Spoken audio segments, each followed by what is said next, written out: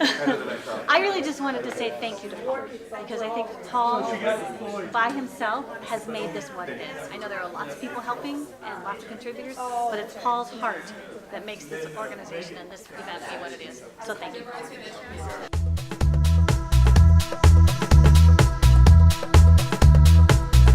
Transformation. And transformation says that there are a couple of things. One, change is your only constant.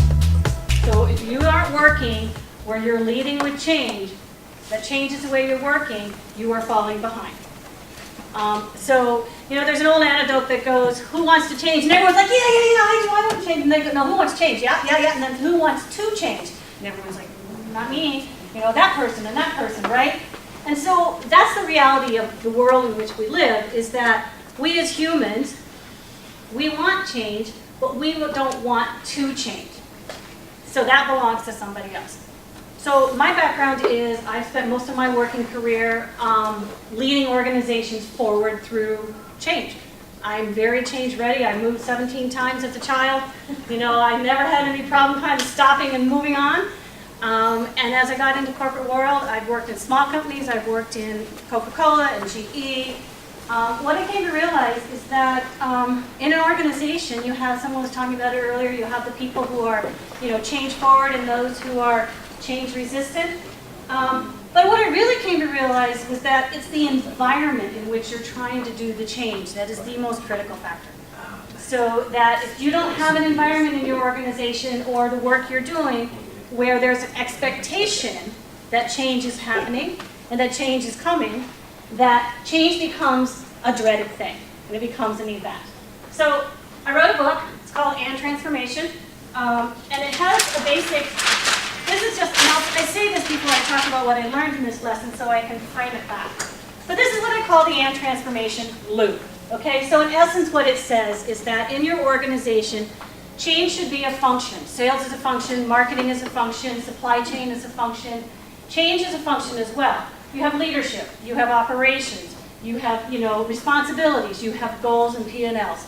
But in change, you have three critical activities. You're starting new work, you're stopping old work because you're changing, and you're reframing people and organizations. So if you do only one of the three, eventually you get to the point where the other two become very complex and very arduous in your organization. So for example, if you're just starting new work and you never stop the old work, and there's lots of good reasons why old work doesn't stop, right? Someone's budget depends on it, someone's wallet depends on it, somebody doesn't like to change, they know what they're doing, they don't want to do it differently. But if you only start new work and you never stop old and you never reframe, eventually you're going to be out of balance as an organization. And the environment in which you're trying to continue to move forward in these ever-evolving loops starts to disintegrate. So that's the background. I want to talk a little bit about what I heard and what I learned from our speakers and from the rest of the organization. So I heard the words frame a lot, okay? I heard the 3 R's of change: relate, repeat, and reframe. I heard the frame in which change is done. I heard us talking about, you know, how we need to have the right kind of environment and frame for which change can happen. David talked a lot about, you know, the trust and the transparency and that extreme relationship. So when we think about an environment for change, what makes change fail? Politics, culture, lack of trust, lack of decisions. Those are all known, those are all, you know, you can do all you want to get them, but the reality is they exist. What I posit is that accept they exist and try to create an environment within your organization where they can exist, but there also exists an and place where you come together as leaders and you're driving the group through the changes necessary to move to the next forward shift point. You're not looking for the forever plan, you're not looking for the 5-year plan. What's year 1 of your 5-year plan? That starts at the top. We heard it from a couple of the panelists. Leadership starts at the top. If the leaders aren't on board, because they're the ones driving the plan, right? They're the ones making your transformation plans. You as the leaders make your operating plan and you make your transformation plan. They can be congruent and they can be one and the same, but there's a difference, right? So let's think about what we do as leaders. For one, We are responsible to make sure that what we do today is successful. We're leading people, we're leading products, and we are responsible to ensure that what we do tomorrow is successful.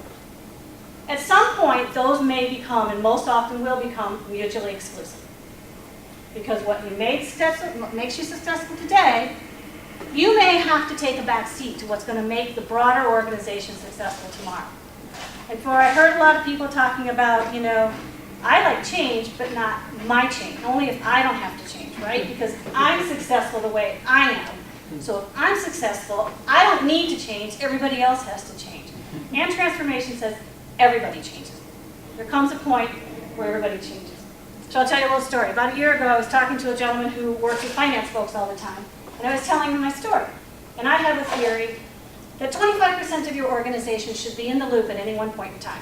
You should either be, that 25% should either be starting something, they should be actively working to stop something, they should be being retrained. If you go with the premise that your best investment in your organization is your people, and that you need to hang on to that asset, you have to come to the recognition that that asset must also be re-skilled and retrained because the world's changing.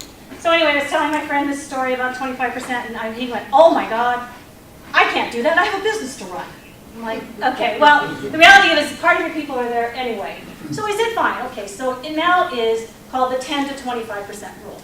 But I say to everyone, if 10% of your organization is in the loop at any one point in time, they're either starting something new, they're stopping the old ways, and I define old as today's work and yesterday's work, or they're being actively reframed to do something in the new world, that means that they're only going through that change once in every 10 years, if you do basic math like I do.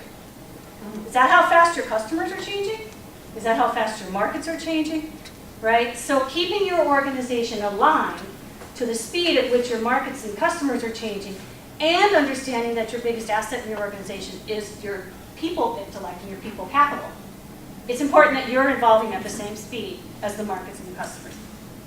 I heard Stephanie talking a lot about how, change happens at the top, but it also happens at the bottom, right? And I call what Aon Transformation brings to the table kind of your collaboration units. So when you think about how you collaborate as leaders at the top, right, are they working across their boundaries on a together plan, or are they each bringing an individual plan to the table and then expecting their organizations to make sure that plan happens? Imagine if they each have their own plan and you're now 5 levels deep in the organization and you're asking those individuals to work together. What's happening? They get stymied. I found that out really quickly. I did an exercise at Coke where we're doing a lot of process changes. We put together a cross-team process group to try to make good changes. We hit the barriers right up above because the leaders above had individual and personal and good, hard, solid reasons why those decisions couldn't happen for their individual groups. So if the leaders at the top don't have the ability to make cross-functional decisions, you can't push that decisioning down. You can still have your ambassadors carry them forward, but they carry it forward in the context of this is the change and this is how we are feeling that change. They're not necessarily being empowered to take that change and do that cross-functional work. Michelle talked, and Michelle had to leave unfortunately, but she talked about, that's the whole reframe, right? The people, that looking in your talent acquisition strategy for people that are change accepting, change agile, and change ready. I say that there are 2 kinds. I know I'm married to the other kind, and I've been married to the other kind for a really long time. So, the challenge is that is who we are. That's how we're wired. We're kind of wired one way or the other. So it's not, can I find the people that can, it's how do I make an environment where both can thrive. And that's what we talk about in Reframe. And then Daniel, of course, behavior. So at the end of the day, there's a saying that says, anything will change until a decision that someone doesn't want made doesn't get made, and change stops. So I heard a comment at one of the tables about, this goes deeper than change, this is decision making. And at the end of the day, that's absolutely right. The changes that are being made are made based on some decision somewhere. What Aon Transformation says is that you need an ability in your organization to have a place where the leaders can make those decisions, because they're not easy decisions. And to model the behavior that you want within your organization, to always be thinking about change forward, and to be leading with change, and to where change is the way it works. Yes, my job is going to go away. Yes, my organization will support me moving forward. Yes, I get rewarded for stopping old work.